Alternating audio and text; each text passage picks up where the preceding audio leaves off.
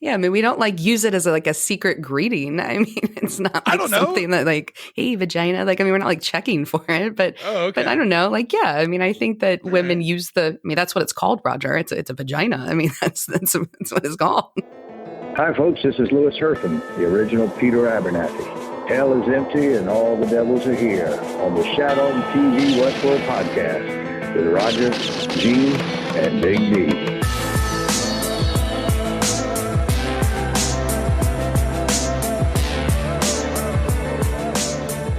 Welcome back to Shat on TV Westworld, the unofficial podcast companion piece to the hit HBO series Westworld. I'm one of your hosts, Gene Lyons, and alongside me are my two co-hosts, Ashley Schlafly. Hi, y'all. And Roger Roper. Escape is not freedom. And guys, this is our Telegraph edition where we look back on the top listener emails for the week. If you haven't listened to Shat on TV Westworld before, or if you're a little rusty since it's been a couple of years, the way we do it each week is an Instacast on Sunday night, immediately after the episode airs. We do a deep dive on Monday that releases on Tuesday. And then you have a little bit of time to write in or call in. You can write in at host@shatontv.com, and that will be included each week on the Telegraph, which is our listener mail edition. Now, lots of people have noticed we have a new host on the podcast this season, and that's Ashley Schlafly. And she actually got her start with this podcast, at least, by writing in prolifically throughout both seasons of Westworld. The difficulty with the Ashley Schlafly emails is picking out all the juiciest parts, because she would send dictatorial, not is that the word when you're a professor and you're dictating dictatorial lectures? Is that the right term? I mean, maybe in like the 70s, but I think you're looking for dissertation. I think that's the word you're trying to find. She would put out dissertations, and the difficulty is every part of those emails, that dissertation was juicy, and it was like, what do we do? So like, I think there was one week where we took your email and spread it across 3 telegraphs. Well, now you're just on, so I think it's just Gillian. Once Gillian joins the podcast, we're not going to have a telegraph. That's right, Roger. That's a great point. If you are listening to the podcast and you've written in and you don't hear the entirety of your email, that's because we do truncate a lot of them to save time and to get to the point. But if you are interested in reading the entire email that came in for the Telegraph, you can just go to shatontv.com, go to the Westworld and the Telegraph section. You can read these in their entirety. And that's where we'll be responding to them as well. So if you don't get an email back, don't worry, we will respond on the website itself, shatontv.com, Westworld, Telegraph. So we've got a few coming in this week, some new writers and some old friends. And a lot of people wrote in this week about predictions for season 3 as we look forward to Sunday's premiere. And the first one comes from Kenneth.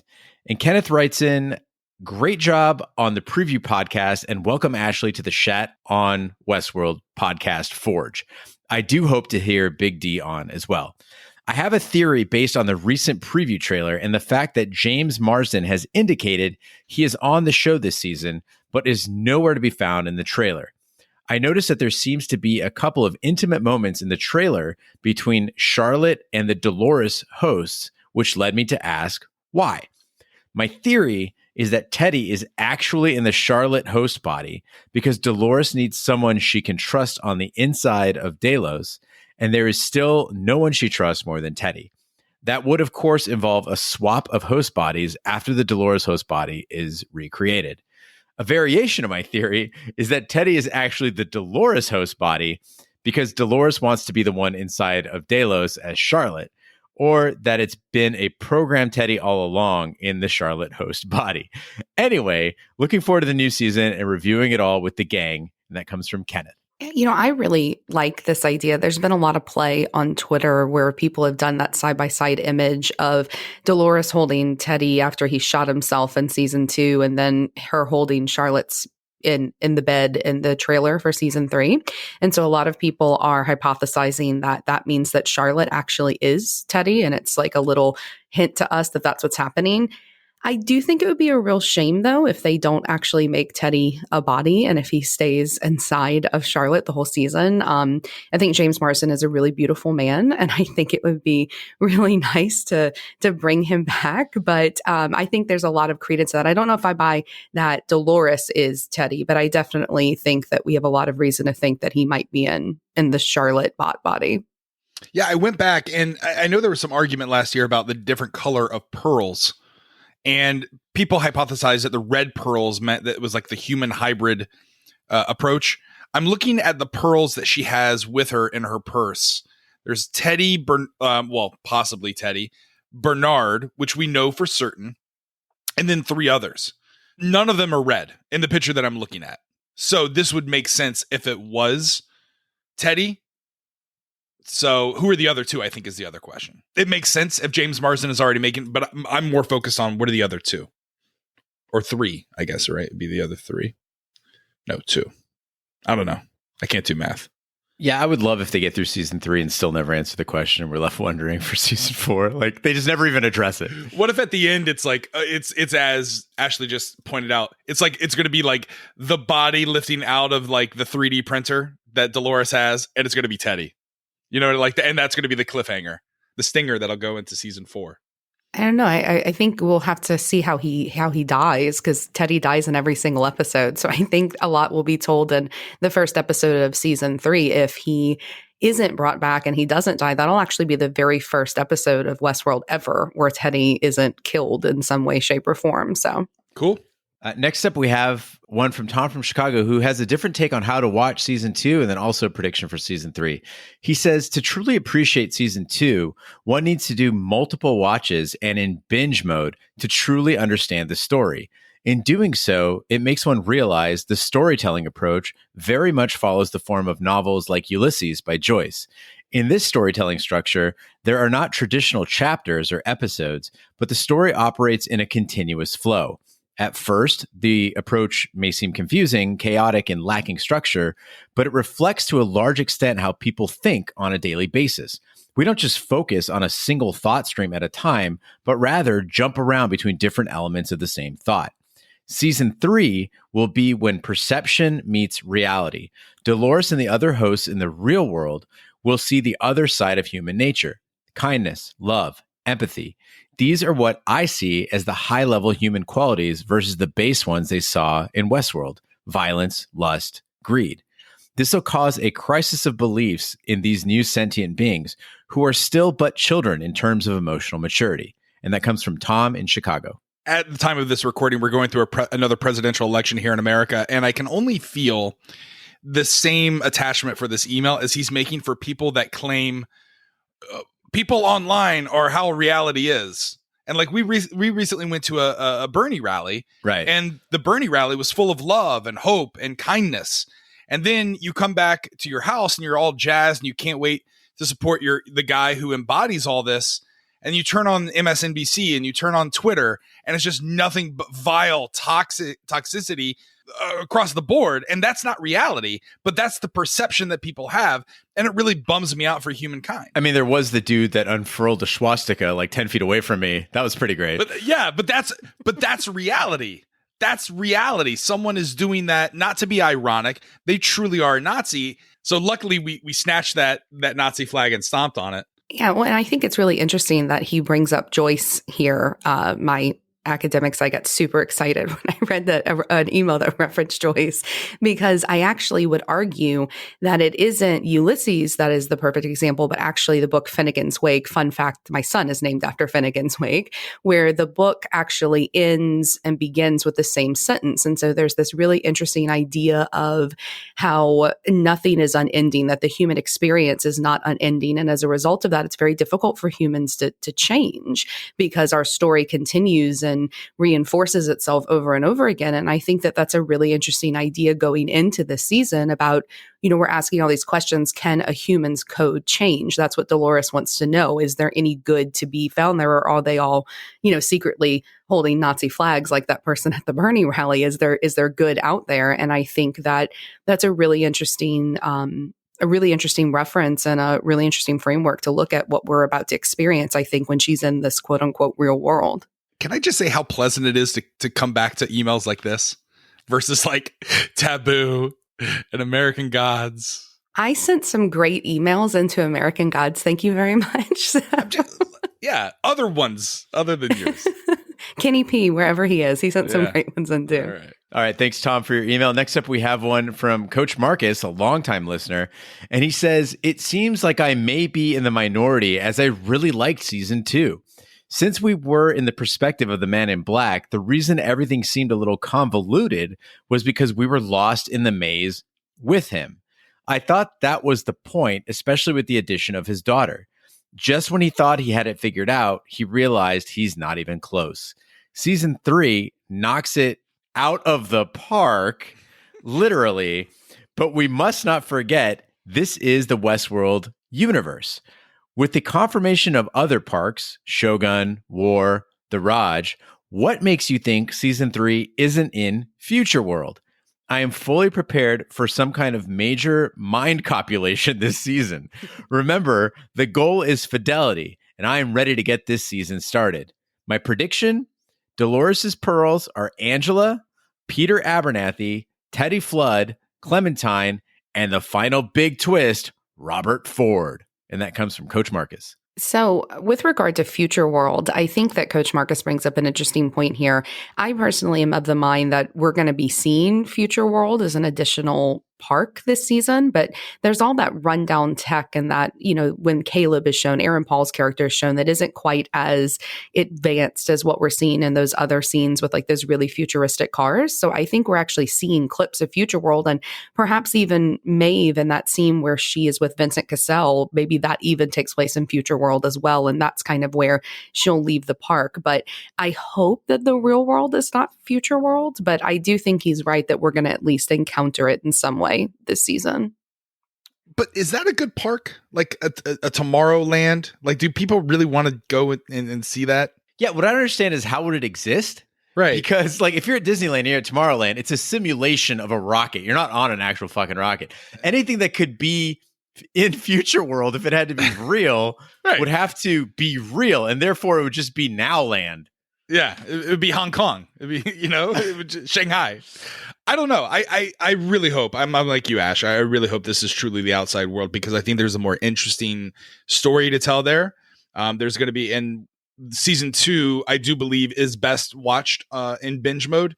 And I liked it better the third or fourth time I watched it. This was the first time I watched it in one sitting over 2 days. So the way they set it up, season 2 to be the finale, it seems as if the outside world is going to be a force between two different factions of the host, the Bernard versus the Dolores camp. So I just really hope they don't go into future land or Future World or whatever we're calling it. Thanks, Coach Marcus, for your email. Next up, we have one from Ken L., another longtime listener, who writes in, and Ken actually wrote in 2 fantastic emails, and it was very hard to choose between the 2. Ashley and I kind of debated over it, and we came up with this one, but they're both really great. Be sure to go to shatontv.com and check them out. So Ken writes in, I posit that by the end of the season 2 finale post-credit scene, someone, Dolores, Bernard, or whoever, has successfully mastered the hybrid technology, allowing human consciousness to be placed in a host body. We no longer need fidelity testing. William is being tested for a deviation to see if he can relive the events of season 2 without killing Emily, to disprove Forge Logan's contention that humans always act by their code, to prove that a system can't tell William who he is. The post scene with host Emily is a final conversation after yet another of many failed loops. And this raises 2 questions for future seasons. 1, does William ever succeed in deviating? And 2, who put William in the loop? I don't think we'll get an answer to question 1 this season, but I think we may learn who is testing William. And I see 2 possible options. 1 is William is testing himself. Unable to live with his choices, he decides he needs to prove that he can change by subjecting himself to his own technology that he hates so desperately. He self-imposes the hell he put Daddy Delos through so he can appeal his verdict, and is content knowing that the only version of himself that will ever escape from the loop is the one that has righted his past wrongs. Option 2 is that the hosts are testing William. Perhaps in an attempt to stop Dolores from destroying humanity, Bernard proposes that he can prove that humans can defy their code and change for the better like hosts can, not unlike how Arnold tried to prove to Ford that hosts can become conscious like humans were. Dolores accepts his challenge on the condition that she picked the test subject, and she picks William, the worst example of humanity she could find.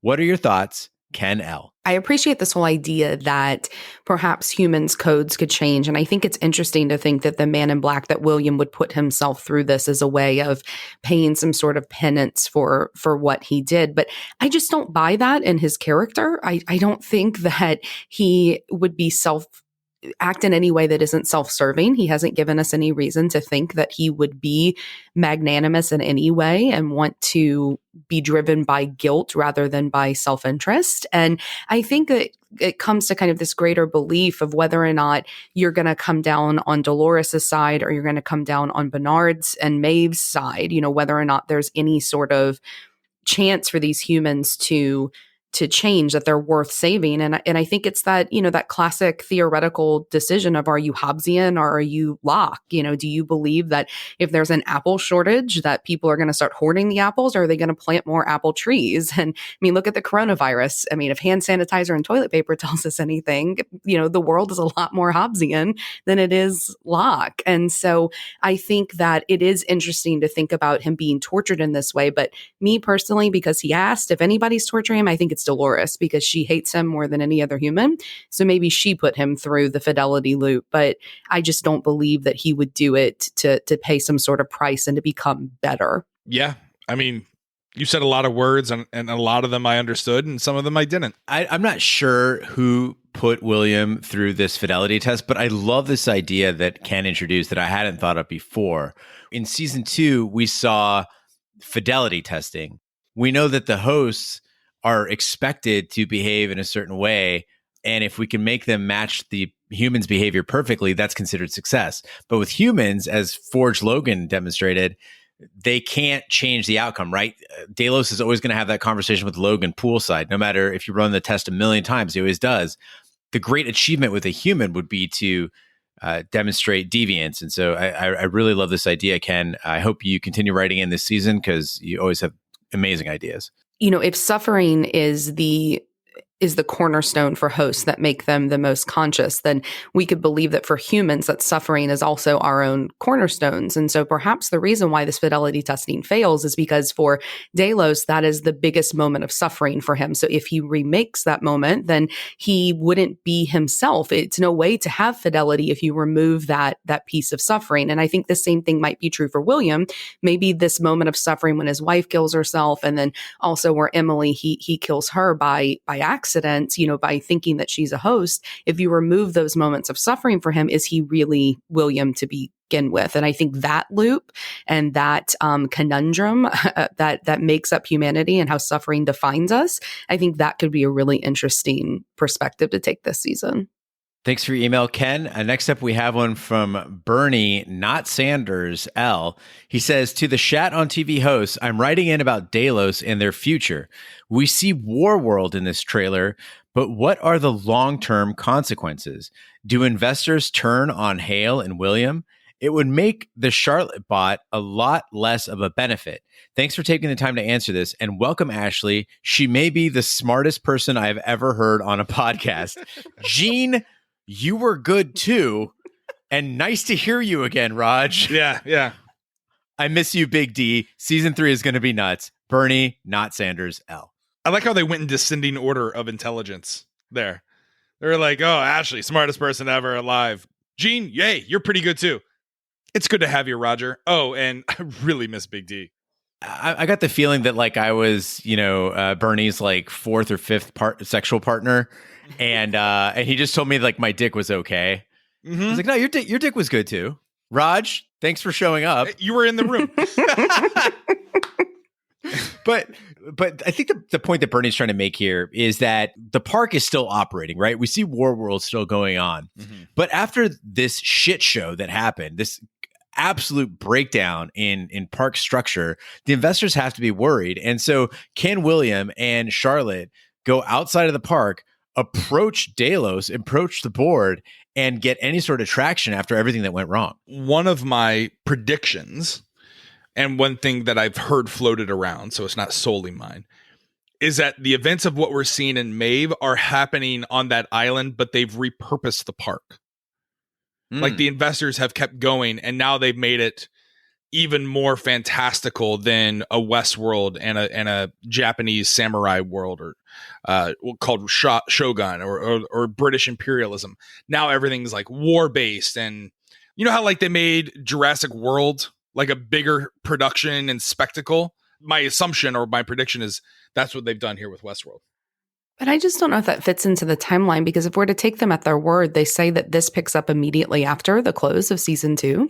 And so I don't know if they would have time to do that. I mean, I think that's really interesting, but I have my own theory that it's one of two scenarios, that perhaps only the elite actually know that this place exists. We don't know for sure that this is something that's like advertised in the greater world. So this could be something like in that movie Hostel that only really, really wealthy people even know about. So your accountability, I think, would be lower. Or maybe more realistically, I don't know why I do this, but when I think about Delos, I think about Disney because I think Disney's a really evil corporation. But you know, if the Toy Story characters went on a murdering spree in Hollywood studios, I mean, they would keep Magic Kingdom and Epcot and Animal Kingdom open to make that money. And so the only real problems that we saw were in Shogun World. And then we had some issues in the Raj, and we had the biggest issues in Sweetwater, right? And so perhaps they mitigated that and kept the other areas open that we're going to be privy to this season. But I can't imagine them not, it has to be a cash cow. I can't imagine them just shutting it down. Yeah, we got 3 seasons to find out. Thanks, Bernie, for your email. Next up, we have actually our first of the season, it comes from Keith. Kid Cudi was in How to Make It in America on HBO, which actually was a show, not a movie, that ran for 2 seasons back in 2010. It, along with Boardwalk Empire, Ballers, and Entourage, were all shows that Mark Wahlberg's company produced for HBO.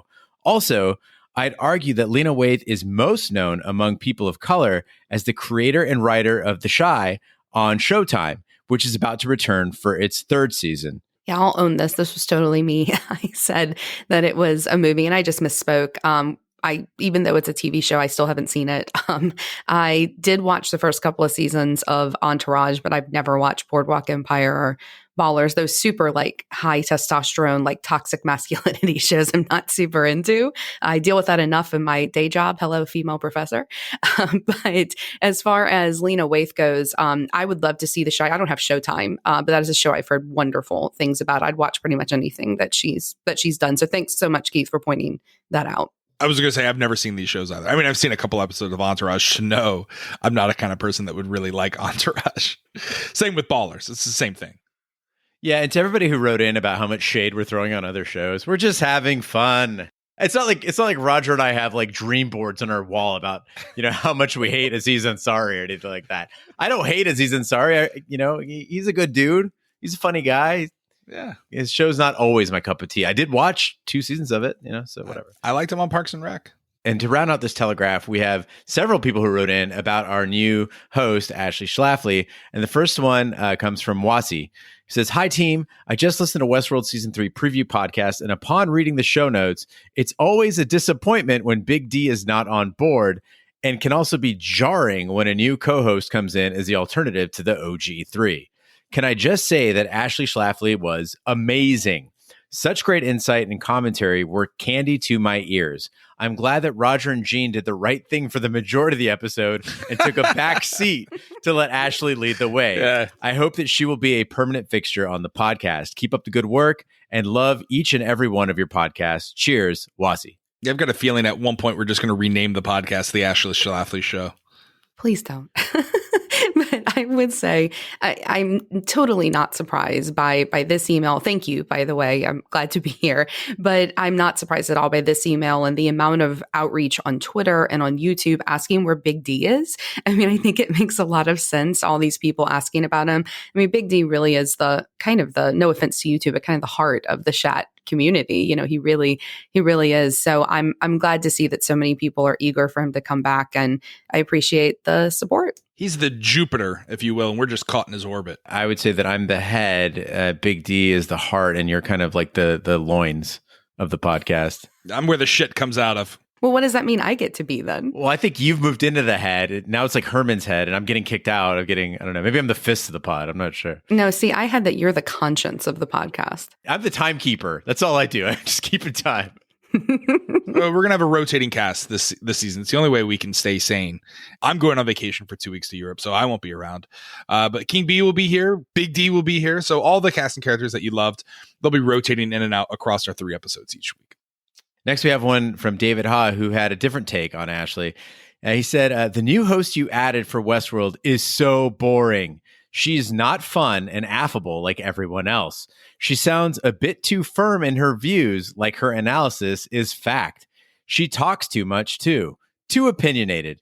Nothing against women, just this woman who's boring and abrasive. I had to stop the podcast at 16 minutes. I can't stand her. I've listened to 99% of your content because your podcasts are fun, and you guys don't come off like pretentious assholes. The new woman host is dry, boring, abrasive, and talks way too much. I've been waiting for the perfect time to listen to your new Westworld Season 3 preview and was only able to take 16 minutes. I'm just letting you know, honestly, it's going to be impossible to listen to her when the season starts. I don't know if I can do it. And that comes from David. So it's probably at this point a good thing to point out that I was very jealous of Ashley's takes and how good she was on that initial podcast, that I created this character David Hahn wrote in as a way to make sure that I could gaslight other listeners into also hating Ashley and wanting more Raj instead of her.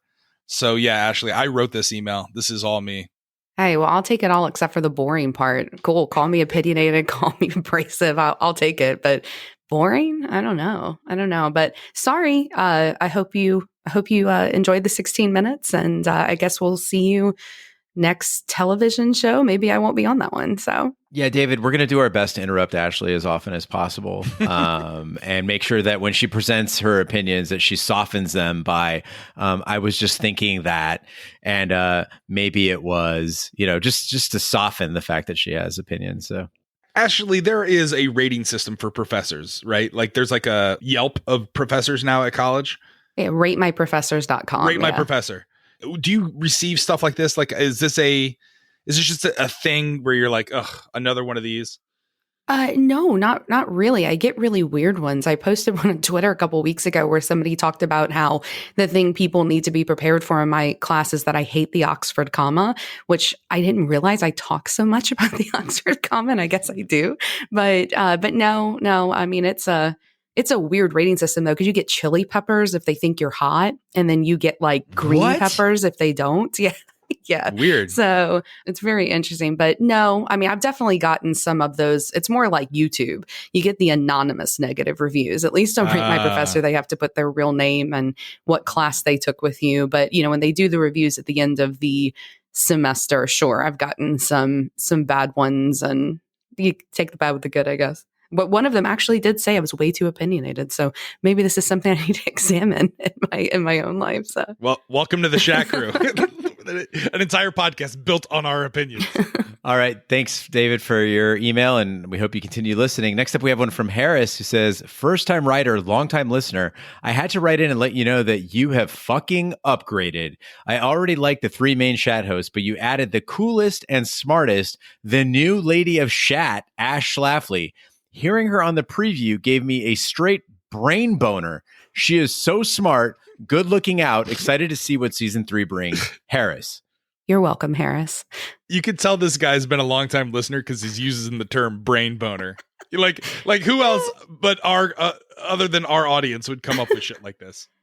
I don't know. I like it though. I like the idea of brain boners. I get it. Yeah. Like I feel like I've definitely had a brain boner in the past. I mean, there's some people with some beautiful brains that I'm thinking about there, but it definitely made me laugh. And like I told you guys, I think Lady of Shad is going to be my new cosplay name. I absolutely love that. So thank you, Harris. Can someone explain to me what a brain boner is? Is it just when you're attracted to someone, but just for their intelligence? So there's actually an Urban Dictionary entry about brain boners. Not that Urban Dictionary should be our source of information, but basically it's when somebody has that same endorphin rush that you would get with like a real boner, but in your brain, like that it causes it when somebody's like really, really intelligent and stimulates your brain, and you have that same rush of endorphins and hormones. I only get brain chubbies these days. Unless I take a Ritalin, then I get a good brain boner. Thanks, Harris, for your email. And finally, we have one from Veronica, who's writing in, and she says, I love the addition of Ashley Schlafly. She is smart, funny without trying too hard. It's nice to hear someone with a vagina on your show. About damn time. Ashley, you're an insightful goddess and what this show needed. And that comes from Veronica from Texas. I got a lot of DMs this week telling me how happy they are that there's a quote unquote female perspective on the show, which I thought was really interesting because I personally have always thought that you guys were really balanced and, didn't have like any sort of, misogynistic, opinions. But I did think it was really nice. And I think that this is just indicative of like, the Shat community. You guys are just that, like you're a community. And so I think having people that represent different aspects of that community, I think are a good thing. But, Veronica, I think you're a goddess too. So, thanks for reaching out. I mean, I have friends who are girls, but we don't talk, I assume, in the same manner as I guess females may talk to each other. Is the word vagina just thrown out constantly, like amongst, like they're like, I'm just so glad I've got another vagina in the room. Like that's nothing that I would say. I wouldn't say to Ashley, hey, in your DMs, hey, I'm so glad we finally got a vagina on the show. You know what I mean? Yeah, I mean, we don't like use it as a secret greeting. I mean, it's not like something that like, hey, vagina. Like, I mean, we're not like checking for it, but but I don't know. Like, yeah, I mean, I think that women use that's what it's called, Roger. It's a vagina. I mean, no, I mean, I get it. It's just something like if I were to sit that to you, like we would have already had like a sexual harassment suit against me for good purposes. I just didn't know if this was like, oh, this is obviously a female who wrote in the email and felt comfortable saying like, I'm so glad we have another vagina in the room, or we have a vagina finally in the room. Yeah, I mean, none of the DMs were from people without vaginas. So. Oh, okay. I just think you could graph on a chart like the welcomeness of an extra vagina versus an extra penis. It's an inverse graph relationship. The more penises that show up, you're like, oh no, this is terrible. But the more vaginas that show up, you're like, hooray! Like things never go sour when more women show up. It's always a better situation. Again, I gotta give a plug for our friend the King Bee. The first few emails that we got from we got way more. There was almost a 50-50 split with the King Bee, but more and more that he was on. Oh, his fans are diehard. Oh, like yeah. They love him and they almost hate everyone else. I'm sure they'll love you though, but like that's what I love. I just can't wait for the people who are going to join us because of you. Yeah, the King Bee like doesn't really make sense as a human being because he'll be all like, he's like a curmudgeon and he's always angry all the time and hates everything. But then like one time we were going down the Salt River and there was this woman whose inner tube had like deflated and she was, kind of struggling to swim in the river. And he swings by on his kayak and he sets her on the end of the kayak and she's like kind of sitting cross-legged on there. And he's just like, all right, you're my little Indian princess. And he's just paddling with her on the front as they're cutting through crowds of tubers. And it was just like this most beautiful moment where I'm like, God, you're such a great human being sometimes. So he'll be on the show as well. Yeah, I mean, I get it though. I'm definitely part of that like King Bee fan club. I mean, he always was one of my favorite people that you guys have. And I think it's mostly because King Bee is so much like our friends, my husband and mine's friends. Like we have a ton of King Bees in our friendship group. And so but I think that's the good thing about the show is you've got, I think everybody's kind of, it's like almost like it's like a boy band, right? Like everybody's got like their favorite, their favorite person. It's like NSYNC if you're a Justin Timberlake or I don't know any of the other NSYNC members' names. Exactly. Big D is Justin Timberlake right. And we're the other guys. He's Justin Timberlake and like one of you guys is the one with the weird dreadlocks that was cultural appropriation and like somebody else is, Lance Bass and, I mean, that's the way it breaks down. So I mean, hopefully there will be people who like it and hopefully it's not just girls, but I think that, I got one DM I got was really, really nice. It said they feel more comfortable listening and that maybe they'll actually write in now because there's a woman who's actually reading. And I think that's a real thing, and so I'm excited to get to add to that and to speak for all the ladies out there. Inclusion and diversity. Well, Ash, we're so lucky to have you. And I think that we've got huge things coming up for season 3, our strongest season yet. And hopefully Westworld's strongest season yet. That concludes this week's episode of Shat on TV, Westworld Telegraph. Be sure to follow us on social media and share with a friend. We're on Twitter, Snapchat, and Instagram at Shat on TV. On Facebook, just search for Shat on TV Podcast. The website is shatontv.com. If you'd like to write in to the Telegraph, you can write us at hosts@shatontv.com with your ideas on the show, with your opinions on us as hosts, or anything else you want to talk about. We're everywhere fine podcasts can be found, including iTunes, Google Play, Stitcher, Pandora, Spotify, and YouTube. Be sure to subscribe. And if you stop by iTunes, please be sure to leave a 5-star review. That helps the podcast grow. We've had a few reviews coming in already this season. We really, really appreciate it because it's important to get us back on those charts. So as people are searching for Westworld podcast for season 3, they can discover us. Also, if you'd like to call in, you can call us at 914-719-CHAT. We'd love to hear you in the voicemail. As Roger pointed out, it's less work for us if you just read it yourself. On behalf of my co-hosts, Roger Roper, Ashley Schlafly, and Big D, Dick Ebert, I'm Gene Lyons. Be sure to join us next Sunday for the season 3 premiere Instacast. I can't believe it's almost here. Thanks so much for listening. Take care.